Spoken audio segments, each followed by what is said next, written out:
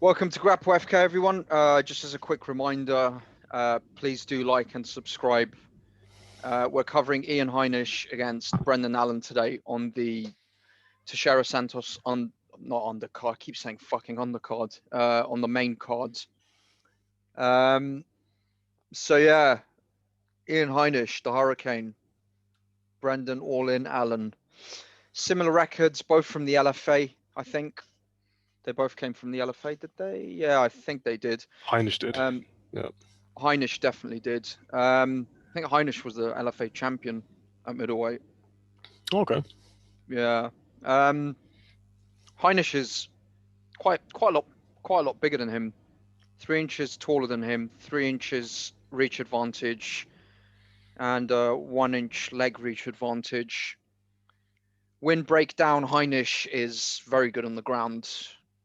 Very high level jiu-jitsu from what I've seen. So he's got 57% subs. You mean Brendan Allen? Yeah. Sorry, Brendan Allen. Yeah. 36% by KO, and then Heinisch gets quite a lot of decisions. I think he lost 2 decisions.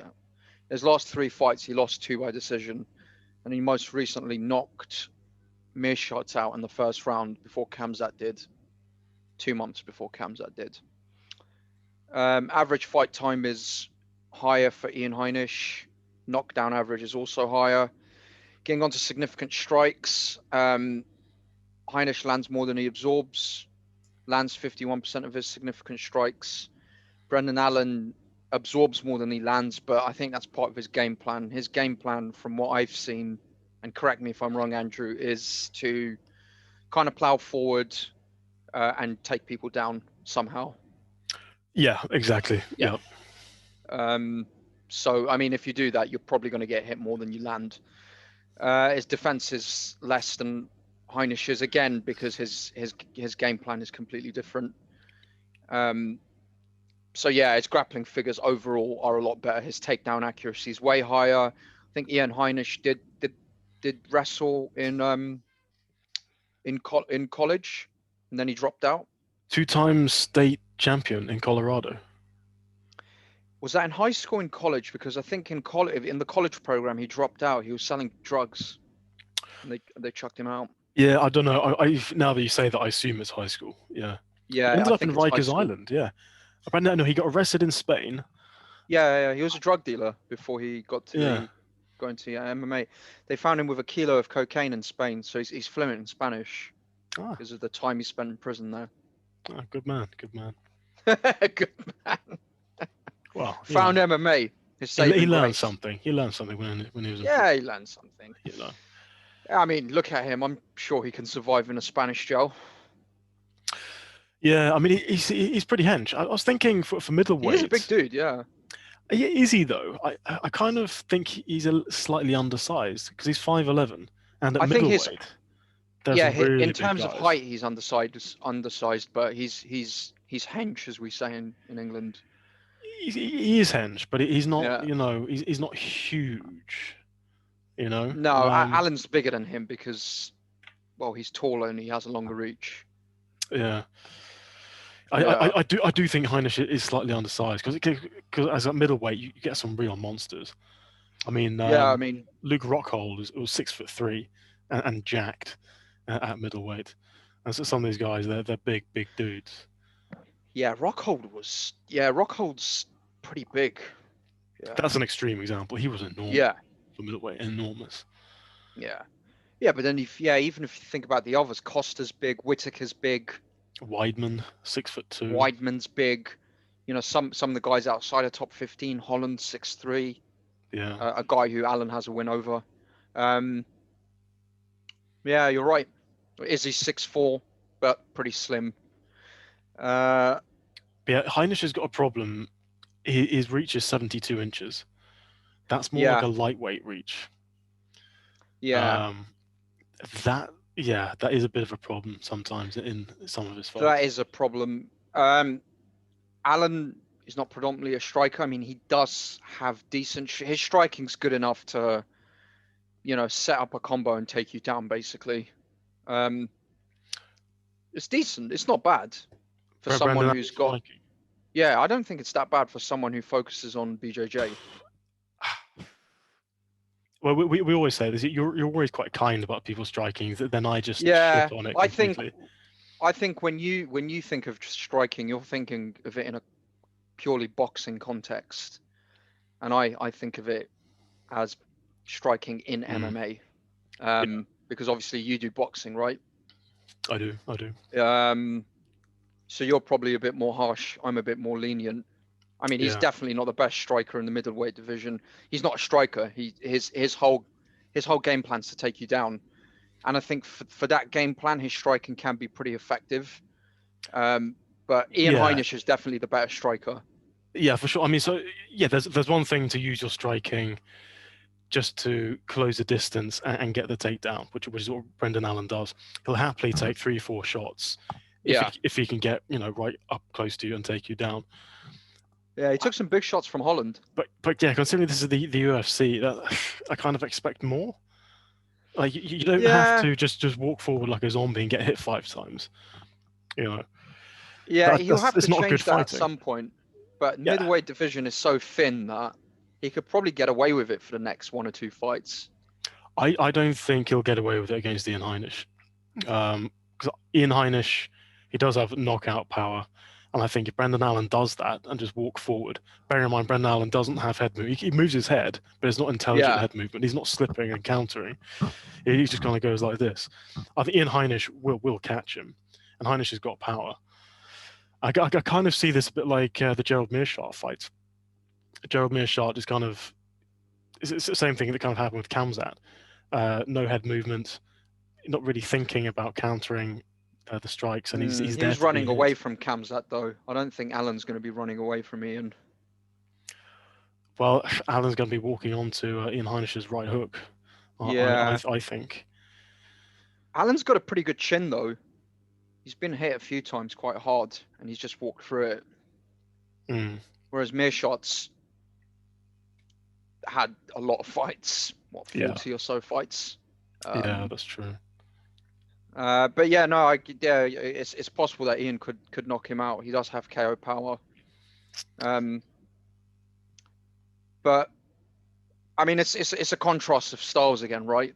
Yeah, definitely. Yeah, so it's Heinisch's striking. BJJ. Yeah, absolutely. So obviously Heinisch is going to want to keep this standing for as long as possible. Which is interesting because Heinisch has really, really bad takedown defense. Given he's got a wrestling background, his takedown defense 62's not that bad. I hadn't seen those stats. Well, that's interesting. Do we think those stats are correct? Corroborate that with the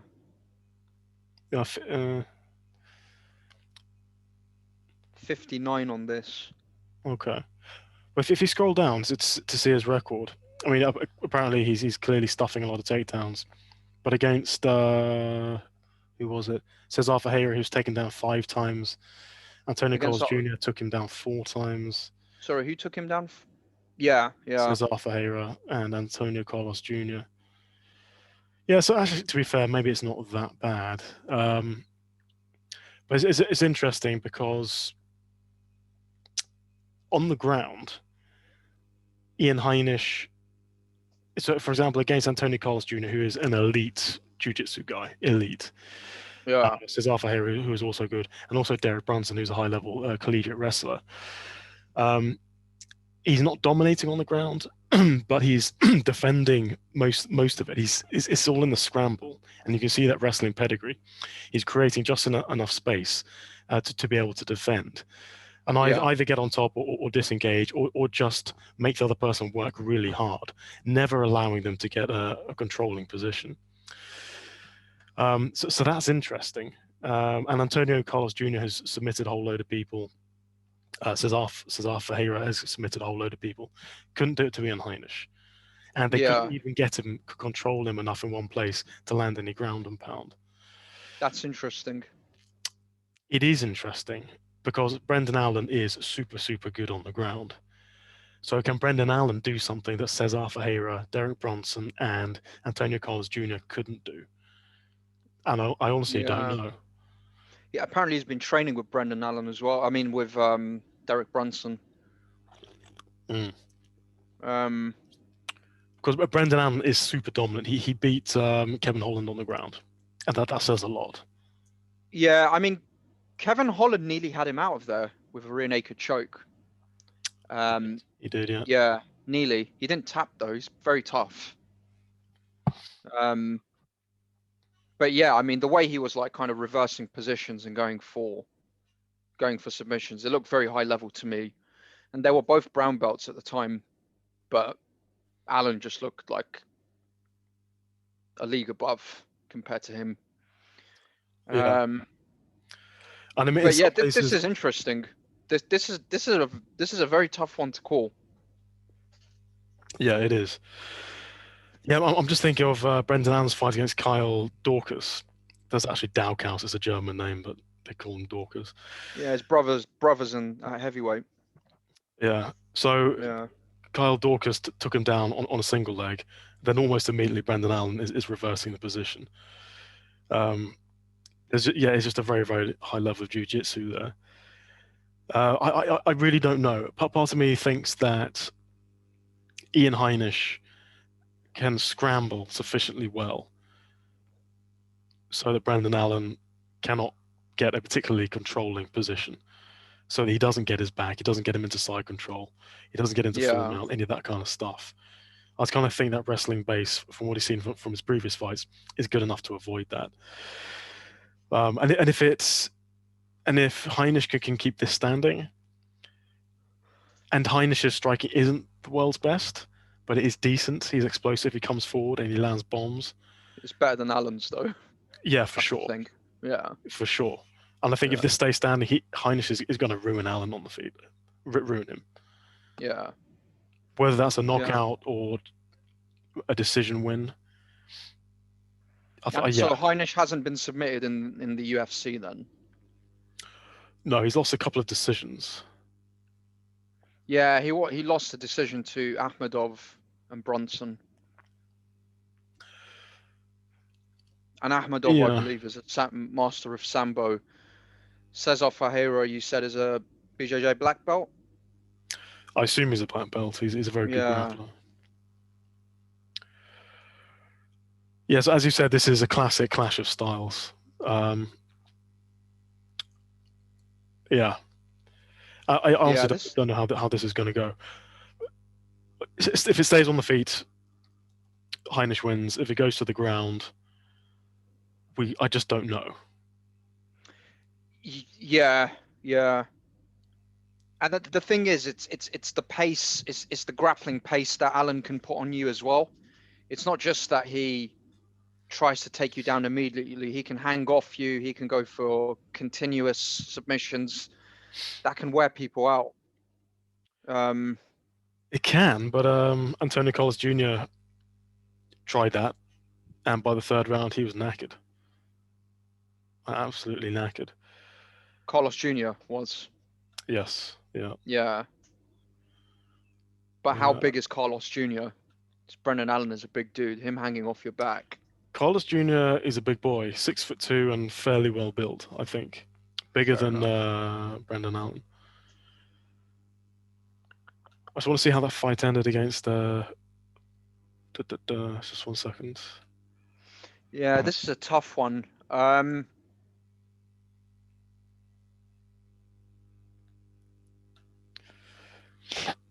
It's the size difference that's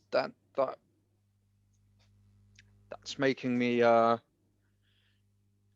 because when I initially thought about this, I was leaning slightly more towards Ian Heinisch because he has better striking. His takedown defense isn't that bad. And he's more experienced in the UFC. But it's just, Allen's a lot bigger than him and a lot better on the ground. Allen is tall. As you said earlier, I think Heinisch is slightly undersized for middleweight. Yeah. Brendan Allen, yes, he's tall, but he's not jacked. He's pretty slim.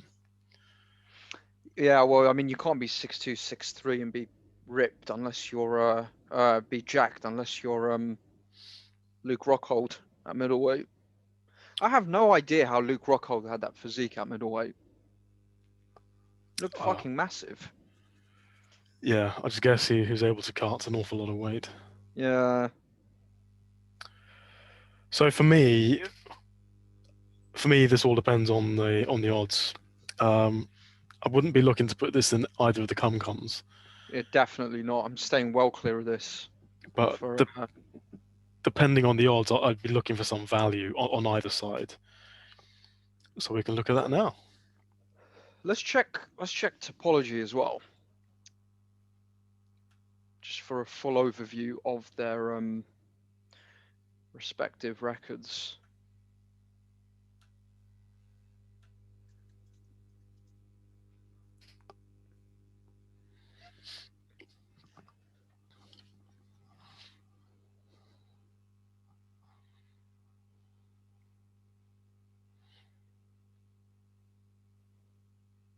Oh shit, he's beaten Tom Breeze as well via ground and pound.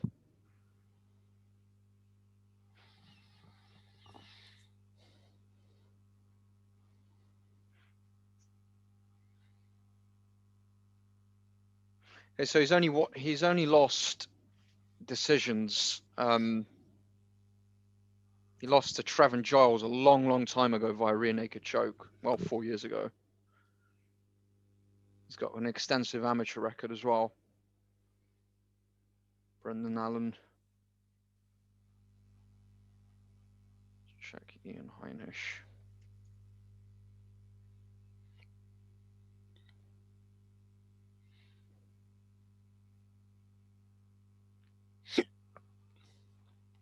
Yeah, so the two.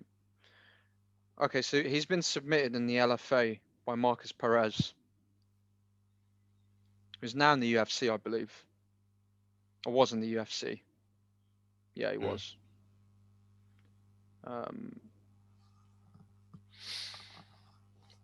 He submitted 3 years ago.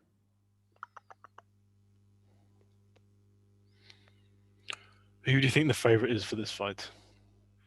You know what? I would like to see that fight, him against Marcus Perez, although it was 3 years ago. I haven't seen that fight. Who do I think the favorite is? Mm-hmm.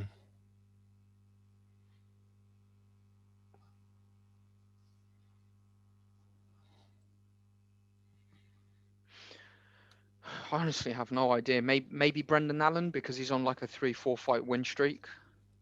Slight favorite, maybe. Slight. Okay. Well, I'll tell you, they're both dead even at minus 111.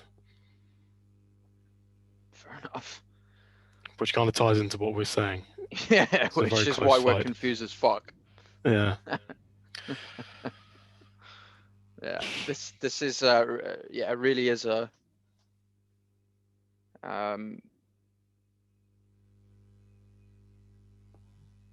yeah, I'm really not sure, dude.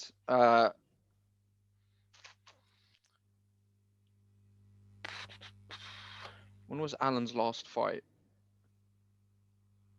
Very recently. Okay.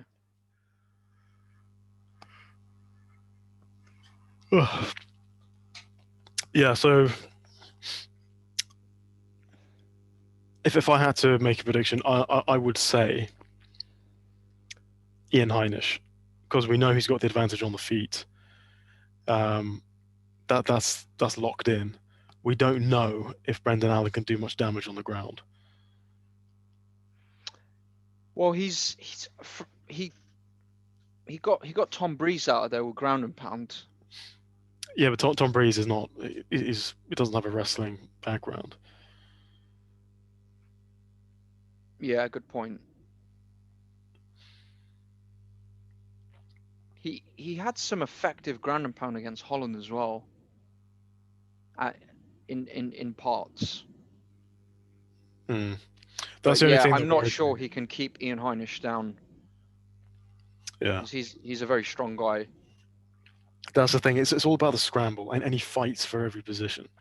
Yeah. But a lot of fighters, when they get taken down, they'll accept a position. This is what most people do, you get into side control or something. Well, you just kind of accept that you're there, then you'll try and methodically work out of it. Ian Heinisch will just never accept anything. So if you give him an inch of space, he'll be working to escape. Yeah, he's a fucking wrestler, man. Wrestlers are built different. Yeah. Especially wrestlers who are also part-time cocaine dealers. Not anymore. Yeah. He used to be. Yeah, I was thinking 55-45 to Ian Heinisch when I initially looked at this, and I think I'm still thinking that 55-45 to Ian Heinisch. I'm inclined to agree with that. As it is, I see no value on either side. I don't see any value in a cum. No. The only thing I might be interested in is an Ian Heinisch KO. First round, just overall. Well, the odds for a KO overall for Ian Heinisch. Let's have a look.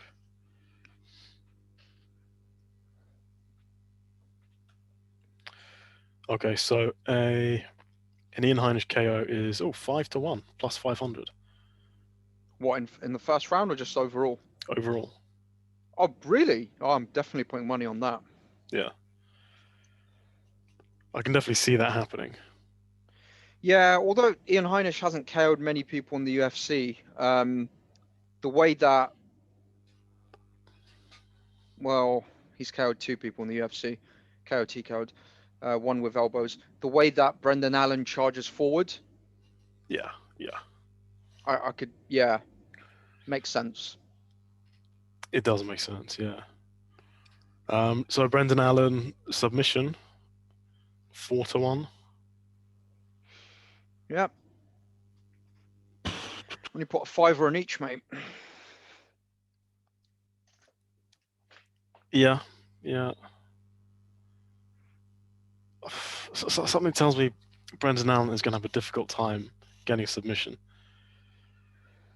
The thing with Kevin Holland is just the thing there that confuses me. What's the odds of this going to decision?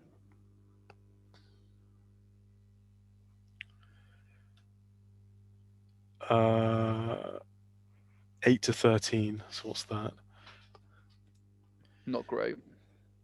-162. So yeah, not great. That's not bettable. Yeah. I mean, Ian Heinisch. It's pretty probable that it goes. It's quite probable that it goes to decision.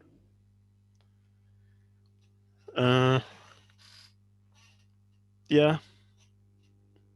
I honestly don't know. I think there's a reasonable chance. I don't know if it's probable. So yeah, I'll probably bet on Ian Heinisch KO at 5-1. Yeah, that's a good one. So official predictions. This is a really, really tough one. It's a classic contrast of styles. Ian Heinisch is a striker mainly, Muay Thai. Brendan Allen is a BJJ guy. Ian Heinisch also wrestled in high school and college.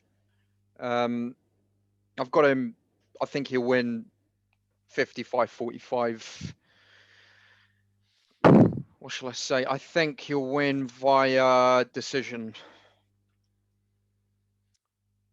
Okay. I think Ian Heinisch will win by knockout first round, based on how bad Brendan Allen's striking is. Although I think he'll win via decision, I'm still going to bet on Ian Heinisch KOing Allen because the odds are good. Just to clarify. Sick. Cool. Yeah. There you go, folks. Stay tuned for more fight picks. Please like the videos. Please subscribe. And if we've missed anything, let us know. I think Rusty mentioned something about the discrepancies between this site and this site. Did he? I think he said that this site takes into consideration all the fights, which doesn't make sense because it only shows the UFC ones. I just think, I'm not sure. I might ask Rusty again to clarify, but I just think that the UFC site's just fucked up.